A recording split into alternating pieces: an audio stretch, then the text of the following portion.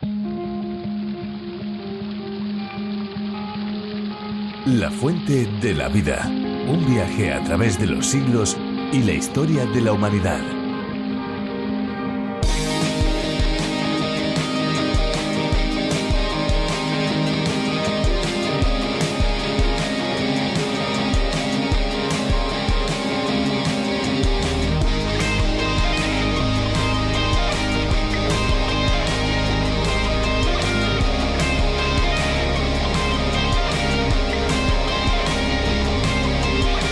El agua potable es esencial para la vida, es el líquido más importante de la naturaleza sin el cual no podríamos vivir. El agua potable nos ayuda a estar sanos, a hacer la digestión, mantiene la musculatura en buen estado, actúa refrigerando o calentando el cuerpo y ayuda a transportar el oxígeno entre las células de nuestro cuerpo.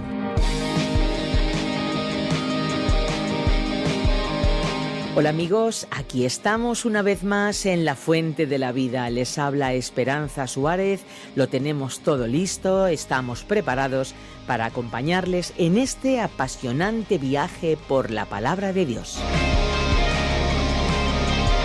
Pues sí, como les decía, estamos preparados y listos para poder pasar los próximos minutos junto a todos los que se unen en este recorrido por cada uno de los libros de la Biblia. La Fuente de la Vida es un programa que llega a cada uno de ustedes desde los estudios de Radio Encuentro, Radio Transmundial en España. Somos parte de la mayor red de radios del mundo, a través de la que se difunden, entre otros, el programa La Fuente de la Vida en sus más diversas versiones, idiomas y lenguas. Y no sé ustedes, pero tengo yo mucha curiosidad de saber cómo se escucharía el programa en lengua griega. ¿Les parece que escuchemos una pequeña ráfaga durante unos segundos de la versión en el idioma griego? Y así yo salgo de mi curiosidad y seguramente a ustedes también les gustará escucharlo. Vamos a ver cómo suena en griego. Και τώρα το σημερινό μας ανάγνωσμα από το Ευαγγέλιο, τον Άγιο Λόγο του Θεού. Εκφωνεί ο Νίκος Χαριτονίδης. Από το βιβλίο της Γένεσης, κεφάλαιο 1, χωρίο 12, μέχρι το 32ο χωρίο του 10ου κεφαλαίου. Αυτό είναι το σημείο της Διαθήκης μου μαζί σας και με κάθε ζωντανή ύπαρξη για όλες τις γενιές στο μέλλον. Qué curioso resulta oír el programa en otro idioma, ¿verdad? Que aunque no lo entendemos, sabemos que tiene el mismo contenido y el mismo fin que el de habla española.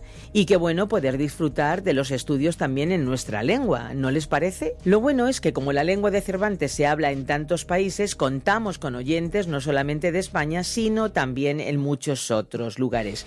Latinoamérica tiene una gran representación entre nuestros oyentes, pero sabemos que hay países de otros lugares del mundo desde los que se escucha, como es el caso, por ejemplo, de Estados Unidos. La pregunta ahora es obvia. ¿Hay alguien que nos escucha desde otros lugares? Por favor, cuéntenoslo, como lo ha hecho Juan desde Estados Unidos. Él nos dice que tanto el programa en español como en inglés le ha bendecido mucho, pues le ha dado el privilegio de aprender en su labor como responsable de jóvenes en el lugar donde él se reúne y donde están utilizando este espacio para poder estudiar con un grupo de jóvenes la Biblia. ¿No les parece fantástico? Desde luego que lo es. Pues continúen escuchando y continúen buscándonos en Facebook. Síganos. También pueden escribirnos a info@radioencuentro.net. Esa es nuestra dirección electrónica. Por lo general se suele huir por el simple hecho de no querer afrontar y enfrentar la realidad. Se huye porque se tiene miedo, se huye porque lo que vemos no nos gusta, se huye porque lo desconocido no nos da ninguna sensación de seguridad y tranquilidad. Y de tanto huir, terminamos convirtiéndonos en verdaderos fugitivos, acabando extasiados y agotados. Pero lo más triste es creer que podemos huir de Dios mismo. El salmista dijo: ¿a dónde huiré de tu presencia? Vaya donde donde vaya, allí se encuentra tu mano. En el libro de Génesis, concretamente en el capítulo número 31, encontramos a Jacob huyendo de su suegro Labán. Sobre esta historia bíblica estaremos reflexionando en el programa de hoy. Así que vamos a escuchar ya detenidamente a Virgilio Bagnoni. Esperamos que usted tenga una Biblia y les invitamos a buscar en el libro de Génesis, capítulo 31. La fuente de la vida. Génesis capítulo 31, versículos 7 al 55. En nuestro programa anterior comenzamos el capítulo 31 comentando que Dios estaba preparando las circunstancias para que Jacob y su familia saliesen de casa de Labán. Las relaciones entre Jacob y Labán se habían enfriado y llegaron a su punto más bajo en una atmósfera de abierta desconfianza. Jacob se reunió en un lugar aparte con Raquel y con Lea para exponerles la situación. Reanudamos, pues, el relato bíblico con aquella entrevista, leyendo los versículos 7 al 12. No obstante, vuestro padre me ha engañado y ha cambiado mi salario 10 veces. Dios, sin embargo, no le ha permitido perjudicarme. Si él decía, las moteadas serán tu salario, entonces todo el rebaño paría moteadas. Y si decía, las rayadas serán tu salario, entonces todo el rebaño paría rayadas. De esta manera Dios ha quitado el rebaño a vuestro padre y me lo ha dado a mí. Y sucedió que por aquel tiempo, cuando el rebaño estaba en celo, alcé los ojos y vi en sueños, y he aquí los machos cabríos que cubrían las hembras eran rayados, moteados y abigarrados. Entonces el ángel de Dios me dijo en el sueño, Jacob, y yo respondí, heme aquí. Y él dijo, levanta ahora los ojos y ve que todos los machos cabríos que están cubriendo las hembras son rayados, moteados y abigarrados, pues yo he visto todo lo que Labán te ha hecho. Con respecto a aquel incidente de las rayas que aparecieron en el ganado que se estaba reproduciendo, en nuestro programa anterior planteamos el tema de si había o no respuestas satisfactorias a este asunto relacionado, desde un punto de vista natural, con factores genéticos. También dijimos que el relato de este capítulo 31 arrojaría más luz sobre el tema. En efecto, en el pasaje recién leído, Jacob manifestó que Dios había actuado sobre el rebaño para que él recibiese justamente lo que le correspondía, y fue el ángel de Dios quien se lo confirmó. Lo que no sabemos es cómo obró Dios este milagro, es decir, si obró controlando factores genéticos o si actuó de otra manera. Simplemente lo aceptamos como una intervención milagrosa más de las numerosas que nos relatan tanto el Antiguo como el Nuevo Testamento. Continuemos leyendo los versículos 13 al 16. Yo soy el Dios de Betel, donde tú ungiste un pilar, donde me hiciste un voto. Levántate ahora, sal de esta tierra y vuelve a la tierra donde naciste.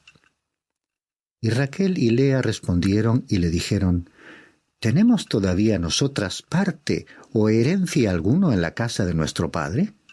¿No nos ha tratado como extranjeras? Pues nos ha vendido y también ha consumido por completo el precio de nuestra compra. Ciertamente, toda la riqueza que Dios ha quitado de nuestro padre es nuestra y de nuestros hijos. Ahora pues, todo lo que Dios te ha dicho, hazlo. En este párrafo, Dios manifestó a Raquel y a Lea que Dios se le había presentado como el Dios que le había aparecido en Betel, cuando huía de su hogar. Como vemos, la actitud de ellas fue de aceptación a la revelación y a la voluntad de Dios. Finalmente, los versículos 17 al 21 nos relatan cómo Jacob huyó de Harán. Entonces Jacob se levantó, montó a sus hijos y a sus mujeres en los camellos y puso en camino todo su ganado y todas las posesiones que había acumulado, el ganado adquirido que había acumulado en Padán Aram para ir a Isaac su padre en la tierra de Canaán. Y mientras Labán había ido a trasquilar las ovejas, Raquel robó los ídolos domésticos que eran de su padre. Y Jacob engañó a Labán arameo al no informarle que huía. Huyó pues con todo lo que tenía, y se levantó, cruzó el río Éufrates y se dirigió hacia la región montañosa de Galaad. Aquí volvemos a comprobar que en la casa de Labán predominaba la idolatría y que no era el lugar más apropiado para que se formasen los hijos de Jacob. Nos llama la atención que Raquel misma compartiese aquellas nociones tan primitivas de la deidad y se sintiese tan apegada a aquellos ídolos que se quiso llevar, quizás para asegurarse protección para el peligroso viaje a Palestina. El relato que sigue nos detalla cómo Labán alcanzó a Jacob. Pero antes, Dios intervino durante la persecución apareciéndose a Labán. Leamos los versículos 22 al 30. Y al tercer día, cuando informaron a Labán que Jacob había huido, tomó a sus parientes consigo y lo persiguió por 7 días, y lo alcanzó en los montes de Galaad. Pero Dios vino a Labán arameo en sueños durante la noche y le dijo: «Guárdate que no hables a Jacob ni bien ni mal». Alcanzó pues Labán a Jacob, y Jacob había plantado su tienda en la región montañosa, y Labán y sus parientes acamparon en los montes de Galaad. Entonces Labán dijo a Jacob: «¿Qué has hecho engañándome y llevándote a mis hijas como si fueran cautivas de guerra? ¿Por qué huiste en secreto y me engañaste y no me avisaste para que yo pudiera despedirte con alegría y cantos, con panderos y liras? ¿Por qué no me has permitido besar a mis hijos y a mis hijas? En esto has obrado neciamente. Tengo poder para hacerte daño, pero anoche el Dios de tu padre me habló diciendo: guárdate de hablar nada con Jacob, ni bueno ni malo. Y ahora ciertamente te has marchado porque añorabas mucho la casa de tu padre. Pero, ¿por qué robaste mis dioses?». Después de maquillar todo su pensamiento con supuestos motivos sentimentales de celebraciones de despedida, abordó finalmente el tema del robo de los ídolos que Jacob ignoraba, como vemos en la respuesta de éste, quien justificó su huida con las palabras detalladas en los versículos 31 y 32. Entonces Jacob respondió y dijo a Labán: «Porque tuve miedo, pues dije, no sea que me quites a tus hijas a la fuerza. Pero aquel con quien encuentres tus dioses no vivirá. En presencia de nuestros parientes, indica lo que es tuyo entre mis cosas y llévatelo». Pues Jacob no sabía que Raquel los había robado. El robo afectó a Labán más de lo que su hija pudo imaginar, ya que su padre debió creer que la posesión de los ídolos de la casa implicaba liderazgo sobre la familia con efectos hereditarios. Labán no concebía que tales derechos pasasen a manos de Jacob, quien en opinión de Labán ya se estaba llevando demasiado. Y ante la operación de búsqueda de Labán, observamos que su hija había heredado al menos algo de la inteligencia de su padre. Veamos qué sucedió leyendo los versículos 33 al 35. Entonces entró Labán en la tienda de Jacob, en la tienda de Lea y en la tienda de las 2 siervas, pero no los encontró. Después salió de la tienda de Lea y entró en la tienda de Raquel. Y Raquel había tomado los ídolos domésticos y los había puesto en los aparejos del camello, y se había sentado sobre ellos. Y Labán buscó por toda la tienda, pero no los encontró.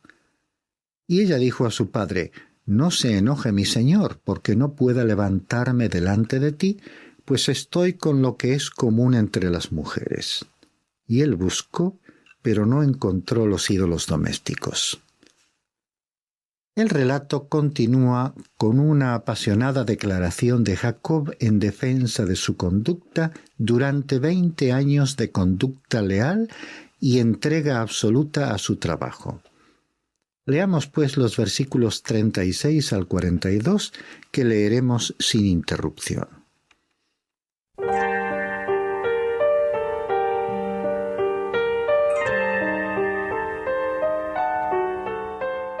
Entonces se enojó Jacob y riñó con Labán. Y respondiendo Jacob dijo a Labán: ¿Cuál es mi transgresión? ¿Cuál es mi pecado para que tan enardecidamente me hayas perseguido? Aunque has buscado en todos mis enseres, ¿qué has hallado de todos los enseres de tu casa? Ponlo delante de mis parientes y de tus parientes, para que ellos juzguen entre nosotros dos. Estos 20 años yo he estado contigo. Tus ovejas y tus cabras no han abortado, ni yo he comido los carneros de tus rebaños. No te traía lo despedazado por las fieras, yo cargaba con la pérdida. Tú lo demandabas de mi mano, tanto lo robado de día como lo robado de noche. Estaba yo que de día el calor me consumía y de noche la helada, y el sueño huía de mis ojos. Estos 20 años he estado en tu casa. 14 años te serví por tus 2 hijas y 6 por tu rebaño, y 10 cambiaste mi salario. Si el Dios de mi padre, Dios de Abraham y temor de Isaac no hubiera estado conmigo, ciertamente me hubieras enviado ahora con las manos vacías. Pero Dios ha visto mi aflicción y la labor de mis manos, y anoche hizo justicia.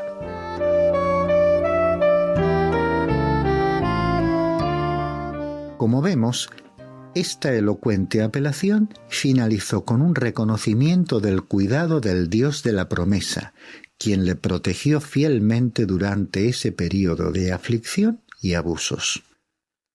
Los versículos 43 y 44 nos muestran cómo Jacob y Labán hicieron un pacto en Mizpa. Respondió Labán y dijo a Jacob: Las hijas son mis hijas, y los hijos mis hijos, y los rebaños mis rebaños, y todo lo que ves es mío. Pero ¿qué puedo yo hacer hoy a estas mis hijas o a sus hijos que ellas dieron a luz? Ahora bien, ven, hagamos un pacto tú y yo, y que sirva de testimonio entre tú y yo. Los últimos versículos de este capítulo, del 46 al 55, nos muestran algunos detalles de aquel acuerdo. Siguiendo la costumbre de aquel pueblo, pronunciaron los términos del pacto que regularía sus relaciones mutuas y que sometían a la aprobación de Dios, erigiendo un monumento conmemorativo. Al llegar este momento en la vida de Jacob, resulta inevitable hacer una reflexión sobre su vida hasta este momento.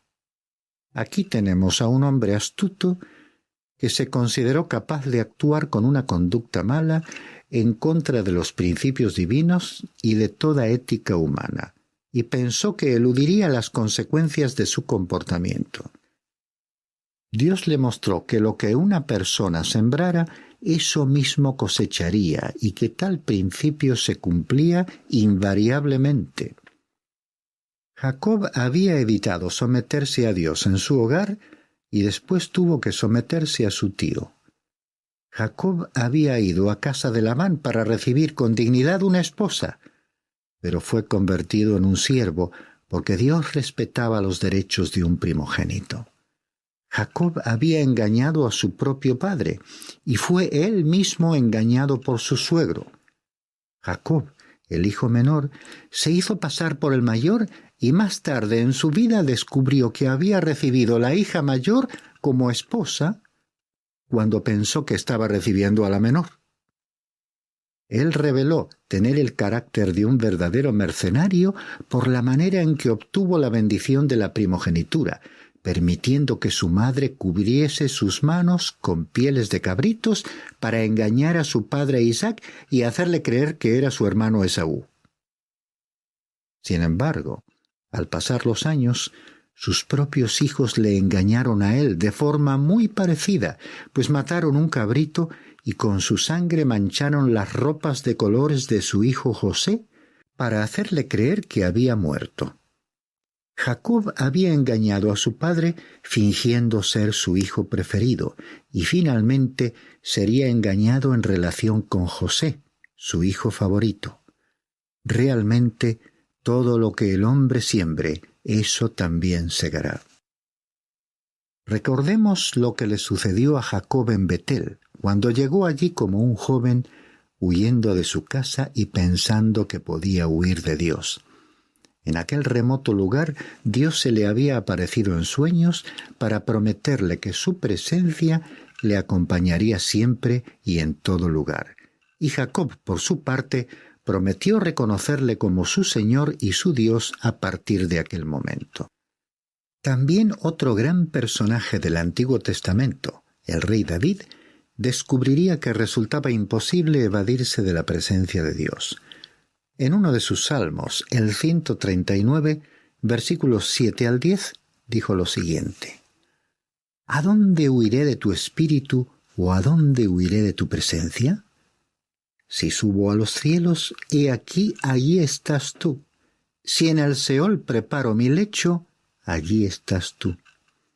Si tomo las alas del alba y si habito en lo más remoto del mar, aún allí me guiará tu mano y me asirá tu diestra. Resulta interesante observar que tanto Jacob como el rey David, cada uno en su momento y circunstancia, reaccionaron de forma parecida cuando tuvieron una experiencia real y dramática de la presencia de Dios. Así como Jacob en Betel había reaccionado reconociendo a Dios como el Señor de su vida, el rey David, al sentir la inmensidad de la presencia y cercanía de Dios, finalizó el conocido Salmo 139 con una actitud de entrega, con una apertura total a su Creador.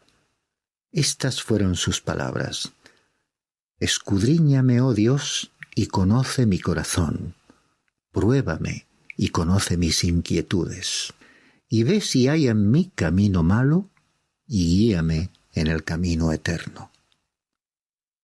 Evidentemente se trata de un sincero examen personal, un humilde reconocimiento de la posibilidad de cometer errores, un deseo de experimentar la guía de Dios para evitarlos y una actitud de disponibilidad y obediencia a los planes de aquel que nos ha creado y mejor nos conoce, y que quiere hacer posible en cada uno de nosotros la realidad de una vida de relación con Él, una vida de calidad, significativa en este mundo, y que trascienda esta experiencia humana para proyectarse en la eternidad.